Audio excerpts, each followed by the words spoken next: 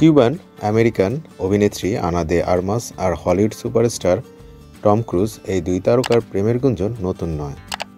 তবে এবার খবর উঠেছে বয়সে ২৬ বছরের ছোট আনা দে আর্মাসকে বিয়ে করতে যাচ্ছেন ৬৩ বছর বয়সী টম ক্রুজ। যদিও তাদের বাগদান এখনও হয়নি, এমনকি প্রকাশ্যে সম্পর্কের কথা স্বীকারও করেনি কেউ। তবে হলিউড ভিত্তিক একাধিক সংবাদ মাধ্যম দাবি করছে ঘনিষ্ঠ মহলের সূত্রে জানা গেছে এই তারকা যুগল নাকি মহাকাশেই বিয়ের পরিকল্পনা করছেন।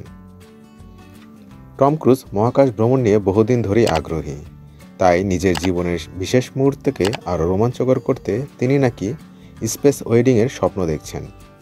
শুধু বিয়েই নয়, বরং স্কাই ড্রাইভিং সহ নানা চমকপ্রদ আয়োজনও থাকতে পারে বলে শোনা যাচ্ছে।